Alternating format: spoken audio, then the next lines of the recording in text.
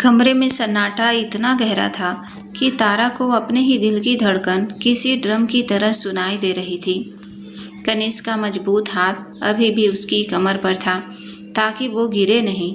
उन दोनों के बीच की वो खामोशी किसी तूफान से पहले की शांति जैसी लग रही थी। कनिष्क की सर्द एमराल्ड ग्रीन आंखें बिना पलक झपकाए तारा को देख रही थी। तारा का सारा स्वैग और चपड़ चपड़ जैसे किसी ने म्यूट कर दिया था। तभी केबिन का भारी दरवाज़ा बिना नॉक किए झटके से खुला। बॉस, वो जैन की लोकेशन का डिस्क्रिप्शन। रोहन एक हाथ में फाइल लिए पूरे जोश के साथ अंदर घुसा, लेकिन उसके कदम दरवाजे पर ही जम गए। उसके मुंह से शब्द ऐसे गायब हुए जैसे किसी ने उसका प्लग खींच दिया हो। रोहन की आंखें फटी की फटी रह गई। सामने उसका खूंखार सख्त लौंडा बॉस अपनी उस पागल हैकर को कमर से पकड़े हुए बिल्कुल करीब खड़ा था। रोहन का दिमाग एरर दिखाने लगा। कनिष्क का ध्यान जैसे ही टूटा, उसने एक सेकेंड की भी देरी नहीं की। उसके चेहरे पर कोई झिझक, कोई शर्म या कोई रोमांटिक भाव नहीं था। सिर्फ और सिर्फ भयंकर झुंझलाहट थी। कनिष्क ने तुरंत अपना हाथ पीछे खींच लिया। तारा, जो अभी तक कनिष्क के सहारे खड़ी थी, सपोर्ट हटते ही हल्का सा लड़खड़ाई, लेकिन उसने तुरंत डेस्क का किनारा पकड़कर खुद को संभाल लिया। उसने हड़बड़ाहट में अपनी हुडी ठीक की और नजरें चुराने लगी। कनिष्क ने अपने डार्क ग्रे सूट का कॉलर झटके से ठीक किया और अपनी खतरनाक सर्द आंखों से रोहन को घूरा। कमरे का तापमान अचानक माइनस में चला गया। क्या तुम्हें दरवाज़ा खटखटाने का बेसिक मैनर्स नहीं सिखाया गया, रोहन? कनिष्क की आवाज़ इतनी ठंडी थी कि रोहन को पसीना आ गया। बॉस, वो मुझे लगा। मतलब? रोहन ने हड़बड़ाहट में अपनी दोनों आंखें हाथों से ढक ली। सॉरी बॉस, मैंने कुछ नहीं देखा। मैं तो अंधा हूँ। आप लोग अपना मतलब? मैं बाहर इंतज़ार करता हूँ। कनिष्क का पारा 7वें आसमान पर पहुँच गया। इस लड़की की वजह से पहले ही उसका सिर दर्द कर रहा था और अब ये बेवकूफ़ रोहन फालतू का ड्रामा कर रहा था। बाहर? कनिष्क ने अपनी उंगली से दरवाजे की तरफ इशारा करते हुए गुर्रा कर कहा। दोनों के दोनों अभी? तारा ने मुंह खोलकर कुछ सफाई देनी चाहिए। अरे बॉस, वो मेरा पैर फिसल गया था। बाहर? कनिष्क की भारी आवाज़ कमरे में गूंजी। तारा ने फौरन अपना मुंह बंद किया, अपना टैबलेट डेस्क से उठाया और रोहन के पीछे पीछे बिल्ली की तरह दबे पांव केबिन से बाहर निकल गई। कनिष्क ने उनके निकलते ही रिमोट से केबिन का कांच वाला दरवाज़ा बंद कर दिया और ब्लाइंड्स गिरा दिए। केबिन के बाहर मेन हॉल। दरवाज़ा बंद होते ही तारा और रोहन दोनों हॉल में खड़े एक दूसरे को देख रहे थे। दोनों की सांसें अटकी हुई थी। तारा ने केबिन के बंद दरवाजे को देखा, फिर अपना मुंह अजीब सा टेढ़ा किया और अपनी भौहें सिकुड़ते हुए कनिष्क की ठंडी आवाज़ की नकल उतारने लगी। बाहर? दोनों के दोनों अभी? रोहन ने तारा की यह नौटंकी देखी और वो अपनी हंसी कंट्रोल नहीं कर पाया। उसने अपना हाथ मुंह पर रख लिया ताकि आवाज़ अंदर ना जाए। अरे भाई, तारा ने फुसफुसाते हुए कहा, तेरा बॉस इंसान है या फ्रिज का कंप्रेसर? हमेशा बर्फ की तरह जमा रहता है। मैं तो बेचारी गिर रही थी और ये मुझे ऐसे घूर रहा था जैसे मैंने इसका कोई पुश्तैनी खजाना चुरा लिया हो। तू चुप कर तारा। रोहन दांत निकालते हुए दबी आवाज़ में हंसा। बॉस ने आज तक किसी को अपने 5 फीट के रेडियम में खड़ा नहीं होने दिया और तू सीधे उनके गले पड़ रही थी। मुझे तो लगा आज बॉस अपनी गन निकाल कर हम दोनों का भेजा उड़ा देंगे। अरे जा जा। तारा ने रोहन के कंधे पर हल्का सा मुक्का मारा। ईगो देखो भाई का, ऐसा लग रहा है जैसे। तारा अपनी बात पूरी कर पाती उससे पहले ही पीछे से एक बेहद ठंडी और जानलेवा आवाज़ आई।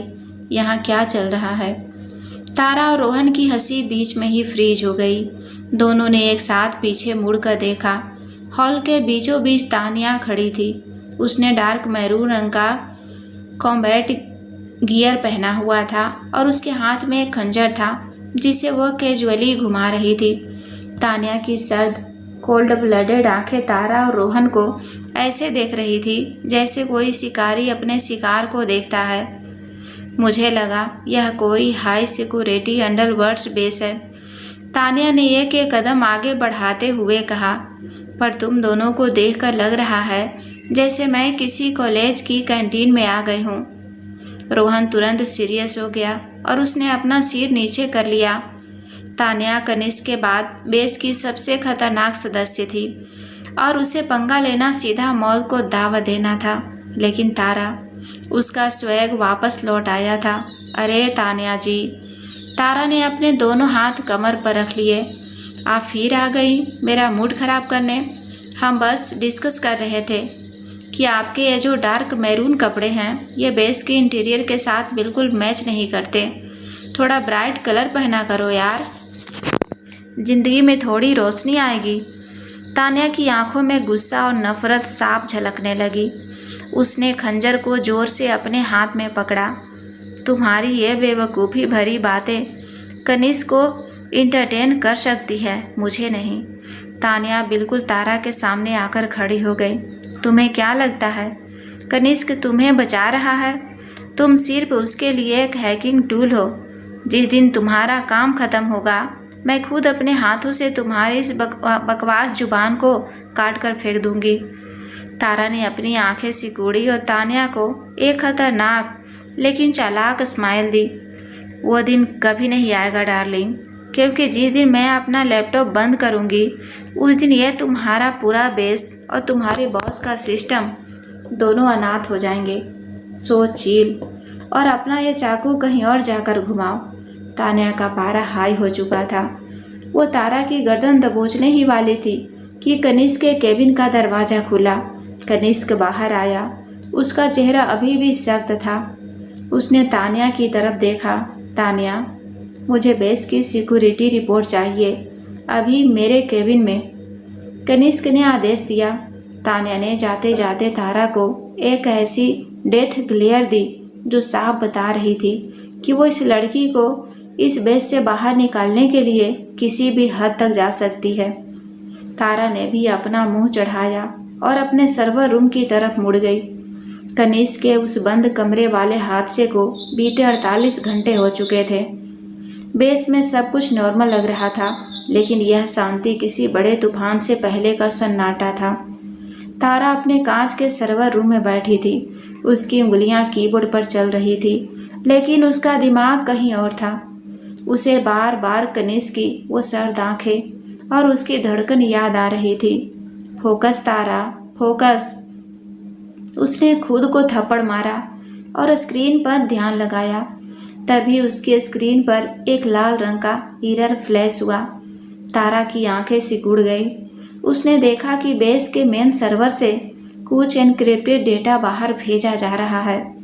तारा ने तुरंत कोड को डिकोड करना शुरू किया। जो जानकारी सामने आई उसे देखकर तारा की सांसें रुक गई।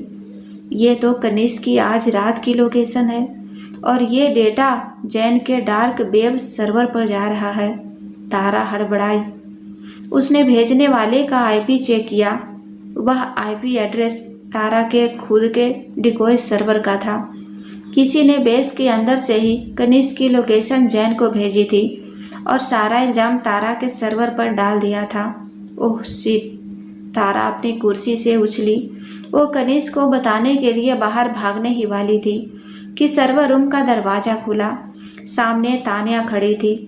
उसके हाथ में एक साइलेंसर लगी गन थी जिसका रुख सीधा तारा की तरफ था। तानिया के चेहरे पर एक शैतानी और खौफनाक मुस्कान थी। बाहर जाने की कोशिश भी मत करना, तानिया ने ठंडी आवाज़ में कहा। तारा के दिमाग की बत्ती जल गई। तो यह तुम्हारा काम था? तुम जैन से मिली हुई हो? तुमने मेरे सिस्टम में वायरस डालकर कनिष्क की लोकेशन लीक की है? तुम जितनी बेवकूफ़ दिखती हो उतनी हो नहीं। तानिया एक एक कदम अंदर आई और उसने सर्वर रूम का दरवाज़ा अंदर से लॉक कर दिया। कनिष्क इस वक्त उसी लोकेशन पर पहुंच चुका था। जैन के 50 बेस्ट शूटर वहां उसका इंतजार कर रहे हैं। कनिष्क की मौत पक्की है। तुम कनिष्क को धोखा क्यों दे रही हो? वो तुम्हारा बॉस है।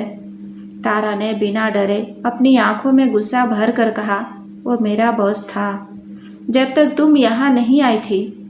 तान्या की आंखों में एक भयानक ईर्ष्या थी। तुम्हारे आने के बाद वो कमजोर हो गया है। वो तुम्हारे नखरे उठाता है। अंडरवर्ल्ड्स का राजा एक जोकर हैकर के पीछे पागल होगी। आज जैन कनिष्क को मारेगा। मैं इस बेब का कंट्रोल लूंगी और दुनिया को लगेगा कि कनिष्क की मौत तुम्हारी वजह से हुई है, क्योंकि तुमने उसे धोखा दिया। तान्या ने गन का सेफ्टी कैच खोला। अब अपने इस पिंक कुशन को गले लगा लो, क्योंकि तुम्हारी कहानी यहीं ख़त्म होती है। तारा ने अपनी आंखें बंद नहीं की। वो डरने के बजाय बहुत ही शातिर तरीके से मुस्कुराई। तुम लोग मुझे जोकर हैकर बोलते हो ना, तो सुनो डार्लिंग। तारा ने अपने डेस्क पर रखे उस पिंक टेडी बियर कुशन को उठाया और उसकी आंख का एक छोटा सा बटन दबा दिया। अचानक सर्वर रूम की लाइट लाल हो गई और तान्या के कानों में एक तेज बीप की आवाज़ गूंजी। तुम्हें क्या लगा? तारा अपनी फॉर्म में आ चुकी थी। मैं यहाँ सिर्फ पिज्जा खा रही थी। जिस दिन तुमने मुझे पहली बार उस कॉलेज कैंटीन वाले अंदाज में धमकाया था, उसी दिन मैं समझ गई थी कि तुम गद्दार हो। तुम्हारे जैसे लोग ईगो के भूखे होते हैं। तुमने मेरा सर्वर हैक नहीं किया तान्या। मैंने तुम्हें अपना सर्वर हैक करने दिया था ताकि मैं तुम्हारी लोकेशन जैन के नेटवर्क के साथ मैच कर सकूं। तान्या का चेहरा सफ़ेद पड़ गया। उसने ट्रिगर दबाने की कोशिश की, लेकिन तभी सर्वर रूम के सारे ऑटोमेटिक डोर्स लॉक हो गए और गैस पाइप से एक धुंधला सा धुआं निकलने लगा। ये स्लीप गैस है तान्या जी। तारा ने अपना लैपटॉप बैग उठाया। Good night. सपने में कनिष्क के माफ़ी मांग लेना। तान्या खांसने लगी। उसकी आंखों के आगे अंधेरा छाने लगा और वो गन छोड़कर ज़मीन पर गिर पड़ी। मुंबई के बाहरी इलाके में एक पुराना शिपयार्ड। कनिष्क अपनी ब्लैक एसयूवी से बाहर उतरा। उसके साथ रोहन और 5 टॉप शूटर थे। जैसे ही वो अंदर दाखिल हुए, चारों तरफ से फ्लड लाइट्स ऑन हो गई। सामने कंटेनर्स के ऊपर जैन के दर्जनों शूटर अपनी लेजर गन ताने खड़े थे। जैन बीच में खड़ा था। उसके चेहरे पर जीत की वो साइकोपैथ वाली मुस्कान थी। वेलकम कनिष्क, जैन ने ताली बजाते हुए कहा। तुम्हारी अपनी सिक्योरिटी हेड तान्या ने ही तुम्हारा सौदा कर दिया, और तुम्हारी वो क्यूट सी हैकर, उसका भी काम तान्या ने तमाम कर दिया होगा। आज तुम्हारा खेल यहीं ख़त्म होता है। रोहन के पसीने छूट गए। बॉस, हम घिर गए हैं। तारा? कनिष्क के चेहरे पर कोई खौफ नहीं था। उसने अपनी एम्ब्रॉयड ग्रीन आंखों से जैन को देखा। उसका लहजा एकदम रॉयल, शांत और खूंखार था। जैन, तुम्हें लगता है कि मैं तान्या जैसी गद्दार के भरोसे यहाँ आया हूँ? कनिष्क ने अपनी सूट की जैकेट के बटन खोले। मैं वो मास्टरमाइंड हूँ जो अपने दुश्मनों को ही उनका हथियार बना देता है। और मेरी हैकर।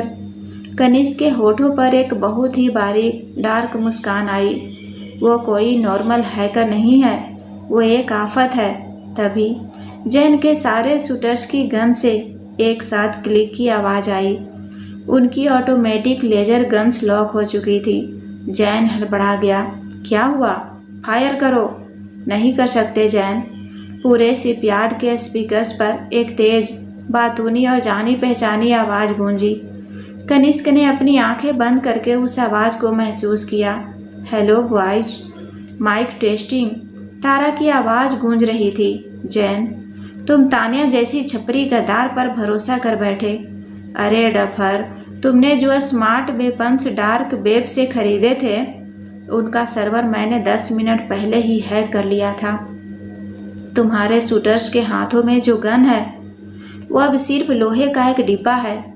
और रही बात तुम्हारे बेस की, तो तुम्हारे सारे अकाउंट्स का पैसा मैंने स्वच्छ भारत अभियान में डोनेट कर दिया है। जैन गुस्से से पागल हो गया। मारो उसे, हाथों से मारो। लेकिन अब बाजी पलट चुकी थी। कनिष्क ने अपनी 9mm ग्लोव निकाली। उसकी आंखों में मौत का तांडव था। रोहन, कोई भी जिंदा नहीं बचना चाहिए, कनिष्क ने आदेश दिया। अगले 10 मिनट तक उस शिपयार्ड में जो हुआ, वो अंडरवर्ल्ड्स के इतिहास का सबसे खूंखार मंजर था। कनिष्क किसी परछाई की तरह कंटेनर्स के बीच घूम रहा था। बिना कोई फालतू आवाज़ किए वो एक एक करके जैन के आदमियों को मौत के घाट उतार रहा था। उसका डार्क रॉयल सूट खून से सन गया था, लेकिन उसकी चाल में वही राजाओं वाली खौफनाक गरिमा थी। आखिर में कनिष्क जैन के सामने खड़ा था। जैन कांप रहा था। कनिष्क, हम बात कर सकते हैं। कनिष्क ने कोई जवाब नहीं दिया। उसने अपनी सर्द आंखों से जैन को घूरा, अपनी गन उठाई और बिना एक भी सेकंड सोचे जैन की कहानी हमेशा के लिए ख़त्म। सुबह के 4 बज रहे थे। बेस का सर्वर रूम पूरी तरह से अस्त व्यस्त था। तारा अपनी डेस्क पर सिर रखकर बैठी थी। वो थक चुकी थी। आज उसने मौत को बहुत करीब से देखा था और पूरे अंडरवर्ल्ड्स का सिस्टम हिला कर रख दिया था। तभी सर्वर रूम का दरवाज़ा खुला। कनिष्क अंदर आया। तारा ने सिर उठाया। कनिष्क का डार्क ग्रे सूट फटा हुआ था। उसके चेहरे पर खून के छींटे थे और उसके हाथ पर एक हल्का सा कट लगा था जिससे खून बह रहा था, लेकिन उसकी एम्ब्रोल्ड ग्रीन आंखों में वो जो खौफ था वो आज कुछ और ही कह रहा था। तारा तुरंत अपनी जगह से खड़ी हो गई। बॉस, आप ठीक हैं? वो तानिया अब इस दुनिया में नहीं है, कनिष्क ने बहुत ही भारी और ठंडी आवाज़ में कहा। उसने दरवाज़ा अंदर से लॉक कर दिया और ब्लाइंड्स गिरा दिए। कमरे में सिर्फ फेरी लाइट्स की हल्की रोशनी थी। कनिष्क धीरे धीरे चलते हुए तारा के पास आया। तारा अपनी डेस्क से पीछे हटकर कांच की दीवार से जा लगी। उसे लगा कि शायद कनिष्क आज भी उसे डांटेगा, क्योंकि उसने बिना पूछे इतना बड़ा कदम उठाया था। मुझे माफ़ कर दीजिए बॉस। तारा ने अपनी नज़रें झुका ली। उसकी आवाज़ में पहली बार एक कांपता हुआ डर था। मैंने आपके ऑर्डर्स तोड़े, मैंने सिस्टम को बाईपास किया। मुझे लगा आप खतरे में। कनिष्क उसके बिल्कुल सामने आकर खड़ा हो गया। उसने अपने खून से सने ग्लव्स उतार कर डेस्क पर फेंक दिए। तुम कभी चुप नहीं रह सकती, है ना? कनिष्क की आवाज़ एक सर्द फुसफुसाहट थी। तारा ने डरते हुए अपनी आंखें उठाई। इससे पहले कि तारा कुछ बोल पाती, कनिष्क ने अपना मजबूत खुरदुरा हाथ आगे बढ़ाया और उसे तारा की कमर पर रखा। उसने एक ही झटके में तारा को अपनी तरफ खींचा। तारा का पूरा शरीर कनिष्क के चौड़े और सख्त सीने से टकराया। कनिष्क का दूसरा हाथ तारा की गर्दन के पीछे गया और उसकी उंगलियां तारा के बालों में उलझ गई। कनिष्क का चेहरा तारा के चेहरे से इतना करीब था कि तारा को उसकी गर्म सांसें अपने होठों पर महसूस हो रही थी। कनिष्क के सूट से आ रही वो खून, बारूद और महंगी कोलोग्न की महक ने तारा के दिमाग को सुन्न कर दिया। तुम्हें लगता है कि मुझे तान्या की गद्दारी के बारे में नहीं पता था? कनिष्क की आवाज़ इतनी गहरी और डोमिनेटिंग थी कि तारा के रोंगटे खड़े हो गए।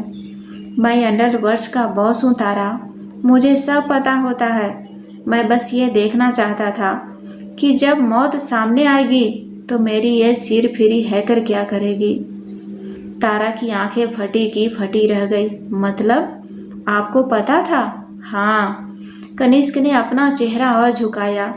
उसकी एम्ब्रोल्ड ग्रीन आंखों में अब कोई गुस्सा नहीं था, बल्कि एक भयंकर खूंखार और आदिम पोजीशन था। आज तुमने साबित कर दिया कि तुम सिर्फ एक बातूनी लड़की नहीं हो, तुम मेरी दुनिया की रानी बनने के लायक हो।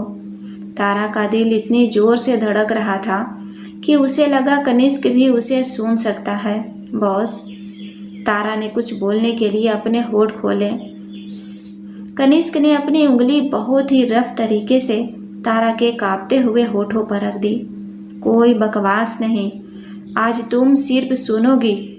तारा पूरी तरह से कनिष्क के इस डार्क और इंटेंस चार्म में कैद हो चुकी थी। वह सर्वर रूम, जहाँ कुछ घंटों पहले तक सिर्फ कीबोर्ड की खटखट और तारा की बकवास गूंजती थी, आज वहाँ सिर्फ 2 सांसों की आवाज़ थी। कनिष्क का वो इंटेंस, गहरा और जंगली किस कोई आम इजहार नहीं था। उसमें जैन को मारने के बाद का एड्रेनालाइन, तान्या की गद्दारी का गुस्सा और इस बातूनी लड़की को हमेशा के लिए अपना बना लेने का खौफनाक जुनून शामिल था। तारा का दिमाग जो सबसे पहले फायरबॉल को सैकड़ों में तोड़ देता था, इस वक्त पूरी तरह से शून्य था। उसके छोटे छोटे हाथ कनिष्क के खून और बारूद से सने कॉलर को कसकर पकड़े हुए थे। कनिष्क का एक मजबूत हाथ तारा की कमर पर इतनी मजबूती से कसा था कि तारा को लग रहा था जैसे वो उसकी पसलियों को अपने अंदर समा लेगा। कुछ पलों बाद कनिष्क धीरे से पीछे हटा। तारा की आंखें अभी भी बंद थी। उसकी सांसें बहुत तेज चल रही थी और उसके गालों पर एक गहरी लाली थी। उसने धीरे से पलकें खोली। सामने कनिष्क की सर्द एमराल्ड ग्रीन आंखें उसे ऐसे घूर रही थी जैसे कोई शिकारी अपने सबसे कीमती शिकार को देखता है। कनिष्क ने अपनी उंगलियों के पोरों से तारा के कांपते हुए गाल को बहुत ही हल्के से छुआ। उसका वो खुरदरा खून से सना हाथ और उसका वो खौफनाक स्पर्श तारा के रोंगटे खड़े कर गया। तुम्हारी बकवास कहाँ गई? कनिष्क की आवाज़ एक सर्द गहरी फुसफुसाहट थी जिसमें एक खतरनाक आधिपत्य था। तारा ने कुछ बोलने के लिए होठ खोले लेकिन आवाज़ नहीं निकली। उसने बस अपनी बड़ी बड़ी मासूम आंखों से कनिष्क को देखा और धीरे से अपना सिर नाम हिला दिया। कनिष्क के होठों पर एक बहुत ही बारीक डार्क मुस्कान आई। गुड। कनिष्क ने अपना हाथ हटाया और अपनी सूट की जैकेट ठीक की। मुझे मेरी चीज़ें शांत और सिर्फ मेरी पसंद है। अपना लैपटॉप उठाओ, हम यहाँ से जा रहे हैं। कहाँ? तारा ने हड़बड़ाहट में पूछा। कनिष्क दरवाजे की तरफ मुड़ा और बिना पीछे देखे अपनी उसी ठंडी आवाज़ में बोला, मेरे पेंट हाउस में। आज के बाद तुम इस बेब के किसी हॉस्टल या अपने इस मिडिल क्लास घर में नहीं रहोगी। मेरी रानी मेरी नज़रों के सामने रहेगी। तारा के पास ना कहने का कोई विकल्प ही नहीं था और सच कहें तो वो ना कहना भी नहीं चाहती थी। मुंबई के सबसे पॉश इलाके में बना कनिष्क का पेंट हाउस बिल्कुल उसी की तरह था, डार्क, खामोश और बेहद महंगा। हर तरफ Italian marble, deep maroon content और एम्ब्रॉयडर्ड ग्रीन सोफे। यहाँ कोई रंग नहीं था, कोई शोर नहीं था। रात के 5 बज चुके थे। कनिष्क सीधे अपने मास्टर बेडरूम में गया, नहाया और एक ब्लैक ट्राउज़र और डार्क ग्रे सिल्क शर्ट पहनकर बाहर आया। तारा बेडरूम के बिल्कुल बीचों बीच अपने दोनों हाथों से अपना लैपटॉप बैग पकड़े खड़ी थी। वो इतनी डरी हुई और नर्वस थी कि वो सोफे पर बैठने की हिम्मत भी नहीं कर पा रही थी।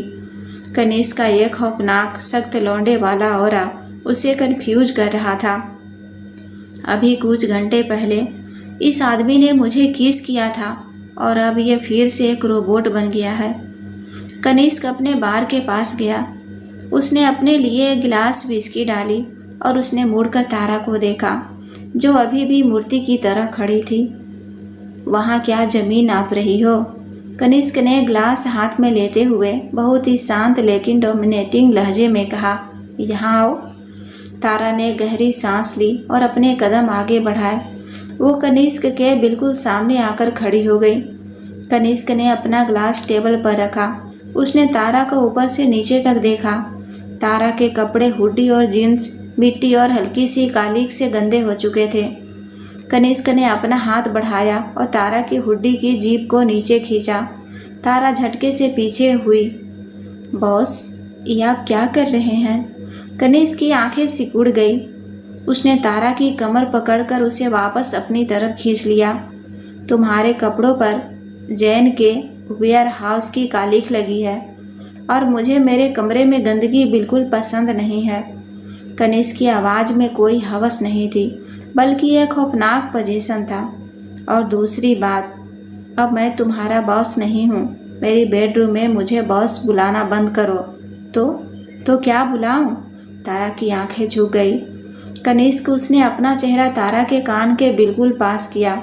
उसकी गर्म सांसें तारा की गर्दन पर पड़ रही थी। सिर्फ कनिष्क। तारा का दिल इतनी जोर से धड़का कि उसे लगा वो सीना चीरकर बाहर आ जाएगा।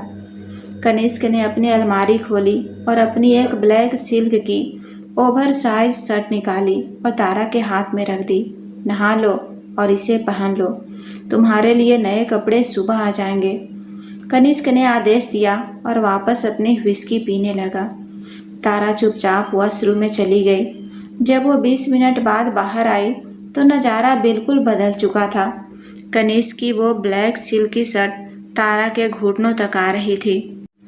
उसके गीले बालों से पानी टपक रहा था और शर्ट के कॉलर से उसकी कॉलर बोन दिख रही थी। कनिष्क बेड के सिरहाने टेक लगाए अपने लैपटॉप पर कुछ मेल्स चेक कर रहा था। जैसे ही उसने तारा को देखा, उसकी उंगलियां कीबोर्ड पर रुक गईं। कनिष्क की वो शर्ट तारा पर इतनी मासूम लेकिन इतनी खतरनाक लग रही थी कि कनिष्क की एम्ब्रोल्ड ग्रीन आंखों में वो डार्कनेस फिर से लौट आई।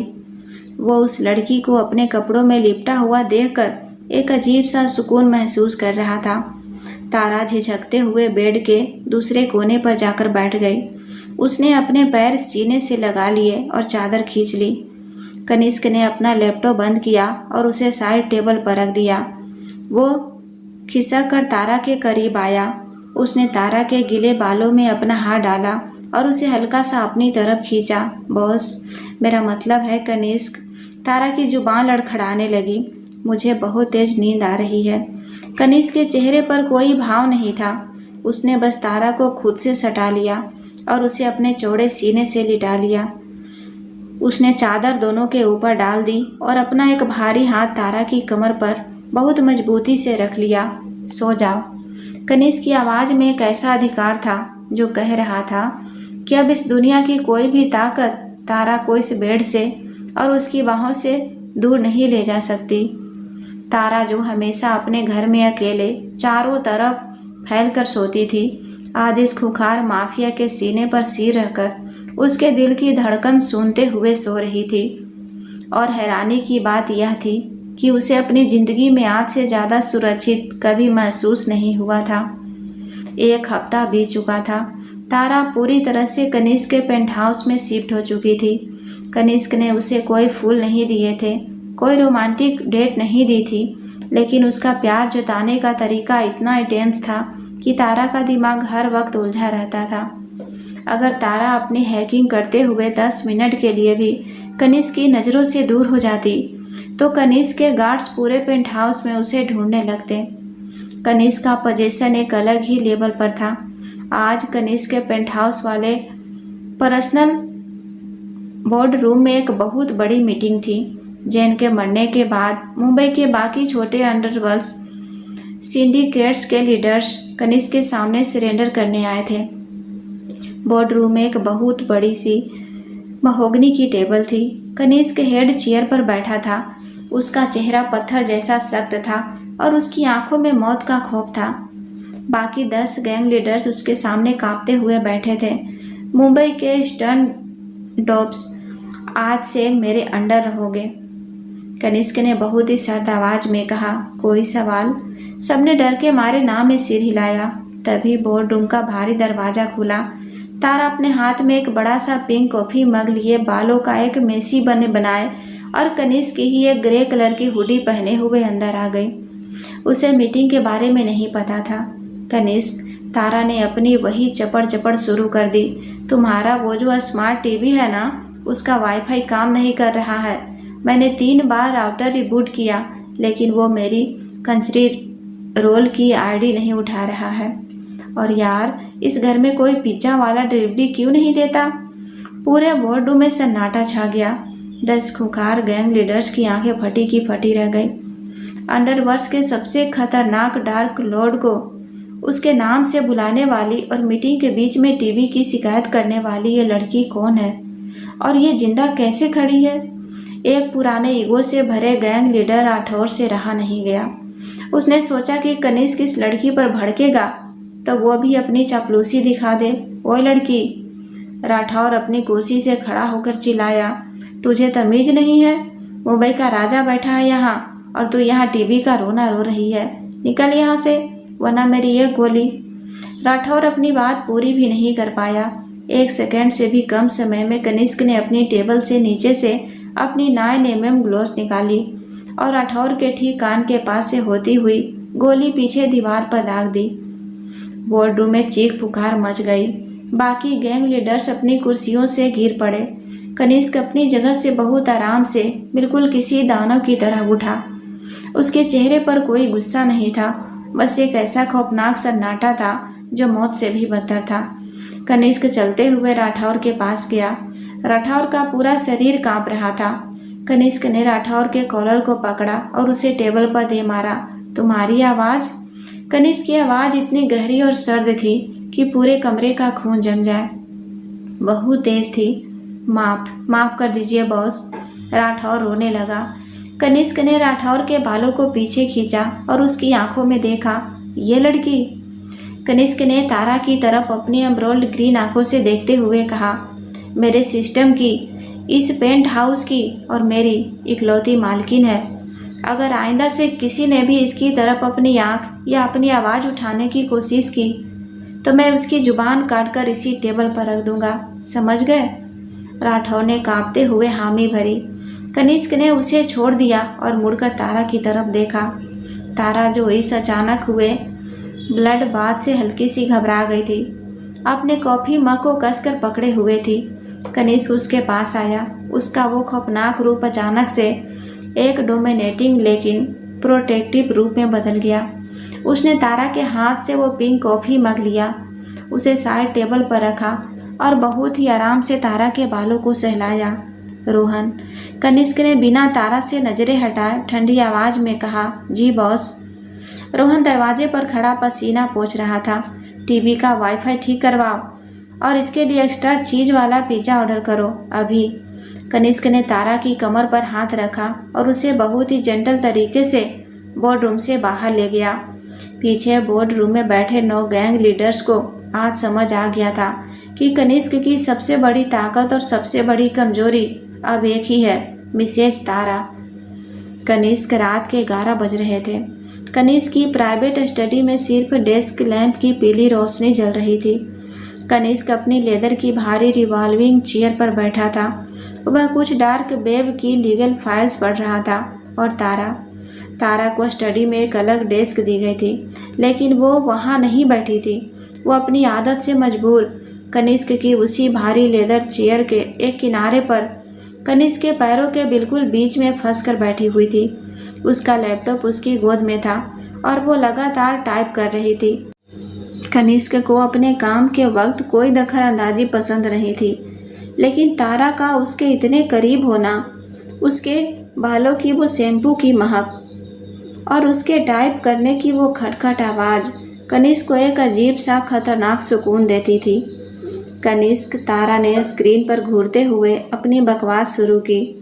जैन के स्विस अकाउंट के जो 50 करोड़ थे, मैंने वो सारे तुम्हारे सेल अकाउंट से में ट्रांसफ़र कर दिए हैं, लेकिन एक प्रॉब्लम है। क्या? कनिष्क ने अपनी फाइल से नज़रें हटाए बिना अपनी ठंडी आवाज़ में पूछा।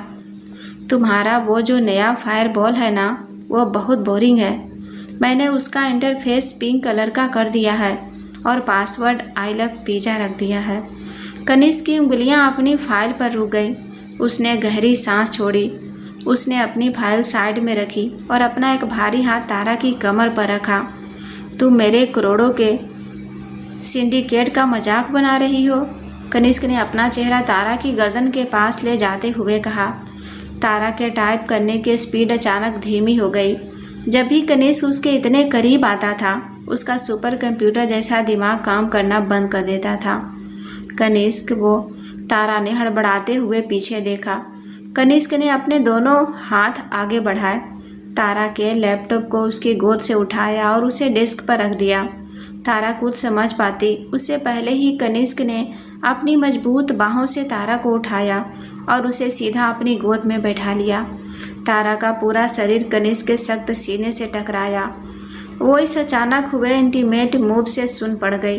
तारा अब कनिष्क की तरफ मुंह करके उसकी गोद में बैठी थी। कनिष्क के दोनों हाथ तारा की कमर पर मजबूती से टिके हुए थे। उन दोनों के बीच इंच भर का भी फासला नहीं था। कनिष्क की सर्द एम्ब्रोल्ड ग्रीन आंखें अब तारा के घबराए हुए चेहरे को बहुत करीब से देख रही थी। तो मेरी दुनिया में शोर मचाती हो तारा। कनिष्क की आवाज़ में एक ऐसा जादू और खौफ था जिसे सुनकर कोई भी लड़की अपनी सूझबूझ खो दे। मेरे सिस्टम हैक करती हो, मेरे बनाए हुए रूल्स तोड़ती हो, तो आप मुझे सजा दे दीजिए, तारा ने कांपते हुए होठों से बहुत ही मासूमियत से कहा। कनिष्क के होठों पर एक बहुत ही सातिर डार्क मुस्कान उभर आई। सजा तो मैं तुम्हें दूंगा। कनिष्क ने अपना हाथ तारा की कमर से हटाकर धीरे से उसकी पीठ पर ले गया और उसे अपने और भी करीब खींच लिया। ऐसी सजा कि तुम उम्र भर मेरी कैद से बाहर नहीं जा पाओगी। तारा ने अपनी आंखें बंद कर ली। कनिष्क ने अपनी उंगलियों से तारा के बालों को पीछे किया और अपने होठ बहुत ही जेंटल लेकिन डोमिनेटिंग तरीके से तारा की गर्दन पर रख दिया। तारा के मुंह से एक हल्की सी सिसकी निकल गई। उसने अपने दोनों हाथ कनिष्क के चौड़े कंधों पर रख लिए। कनिष्क का प्यार कोई रोमांटिक कविता नहीं था। उसका प्यार एक राजा का अपनी रानी पर पूरा अधिकार जमाना था। वो तारा की हर एक सांस, हर एक धड़कन पर अपना कब्जा चाहता था। और तारा जो दुनिया की सबसे बेबाक और आफत हैकर थी, वो इस डार्क लॉर्ड की बाहों में पूरी तरह पिघल चुकी थी। एक अंडरवर्ल्ड माफिया कभी शादी के लिए मंडप या पंडित का इंतजार नहीं करता। वो जो चाहता है उसे उसी वक्त अपना बना लेता है। अगले दिन सुबह तारा सोकर उठी तो उसने देखा कि कनिष्क उसके बेड के किनारे बैठा है। उसने अपना signature dark navy blue suit पहना हुआ था। तारा आंखें मलते हुए उठी। क्या हुआ? कोई नई गैंग वार शुरू हो गई क्या?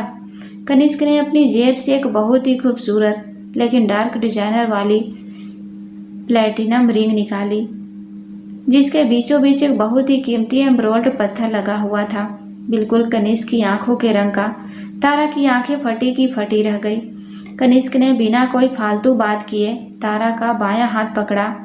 अंडरवर्ल्ड्स में वादे पेपर्स पर नहीं, खून से लिखे जाते हैं। कनिष्क ने बहुत ही सख्त और सीरियस लहजे में कहा, यह रिंग कोई प्रपोजल नहीं है तारा, ये एक मोहर है। आज से इस दुनिया का हर इंसान, हर दुश्मन यह जानेगा कि तुम कनिष्क की हो। तुम्हारी हर गलती की सजा मैं भुगतूंगा और तुम्हारे हर दुश्मन की मौत मेरे हाथों होगी। कनिष्क की वो ठंडी भारी रिंग तारा की अनामिका में पहना दी। क्या तुम इस डार्कनेस को, इस खौफ को हमेशा के लिए अपनाने को तैयार हो?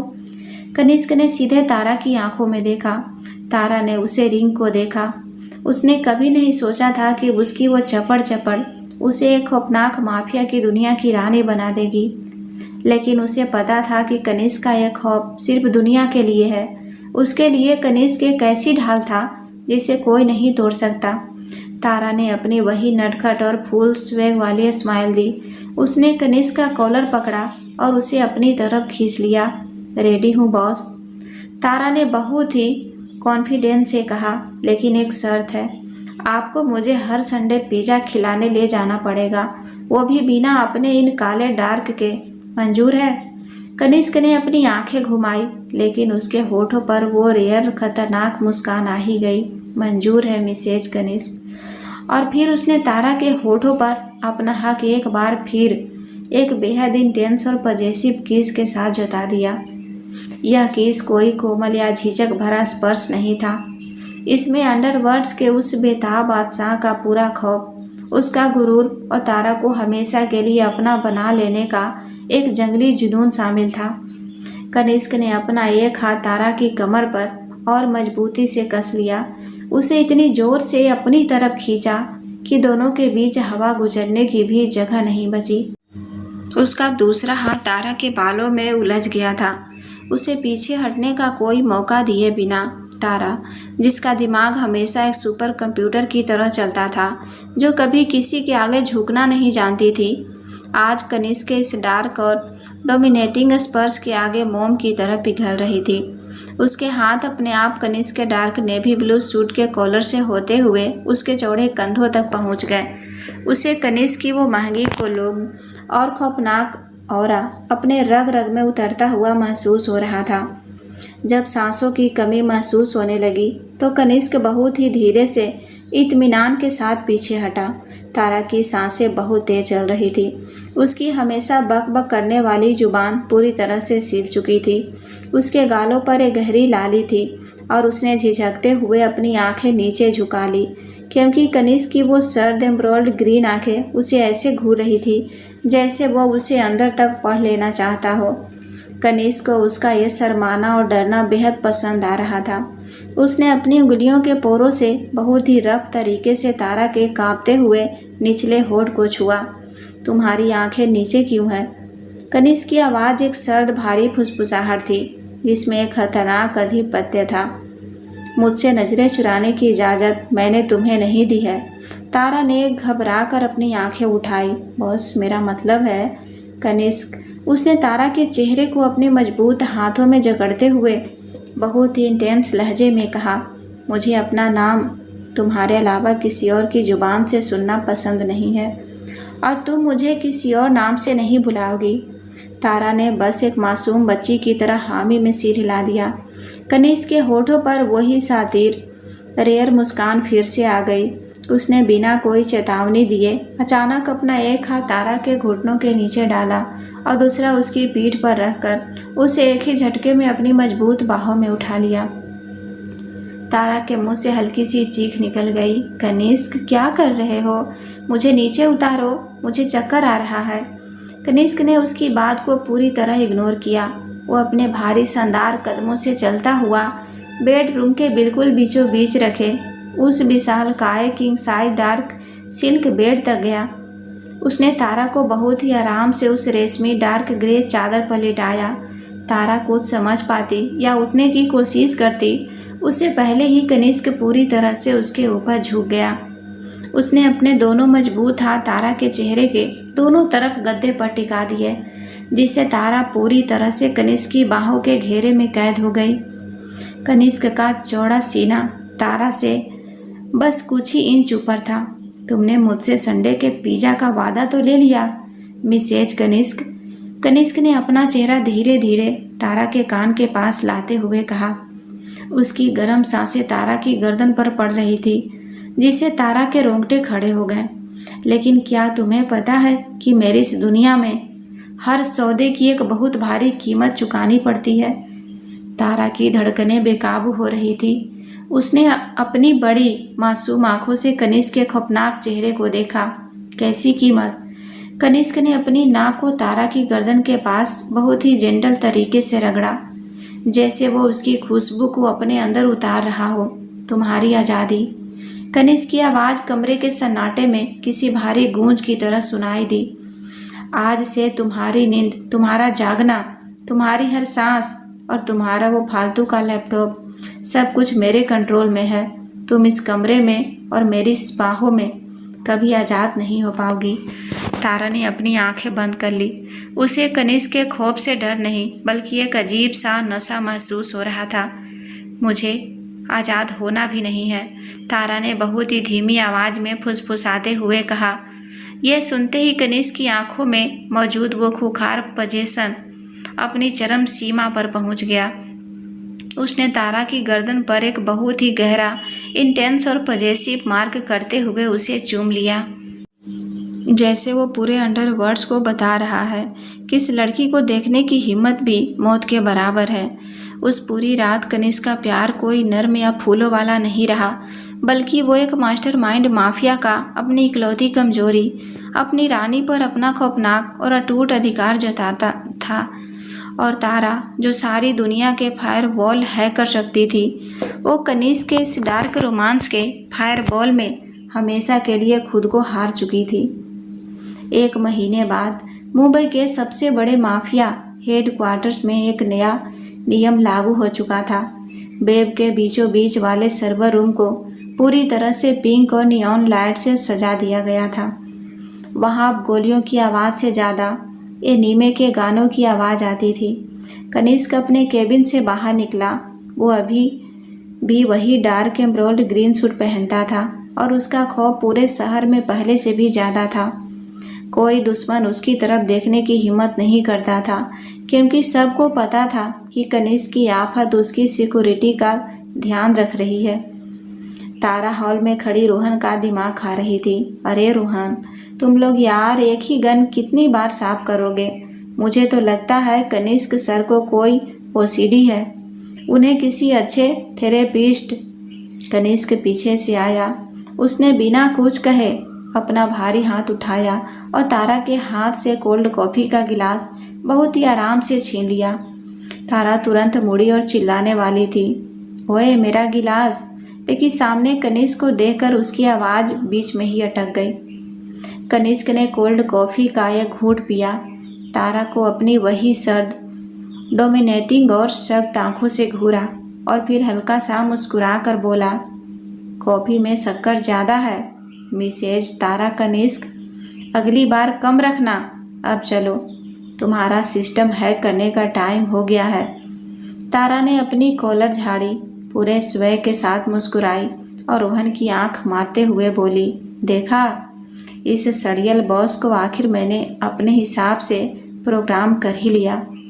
कनिष्क ने अपनी आंखें घुमाई, लेकिन उसने तारा का हाथ अपने हाथ में बहुत मजबूती से पकड़ लिया और उसे अपने साथ अपने केबिन की तरफ ले जाने लगा। अंडरवर्ल्ड्स के इस खूंखार राजा को आखिरकार उसकी रानी मिल गई थी।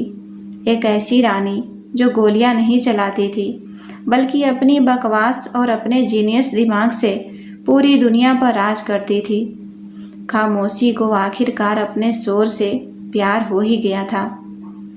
दोस्तों, आपको कहानी कैसी लगी? प्यारा सा कमेंट करके ज़रूर बताएं और हर रोज़ ऐसे ही रोमांटिक और मज़ेदार कहानियाँ सुनने के लिए हमारे चैनल को अवश्य सब्सक्राइब कर लें। धन्यवाद।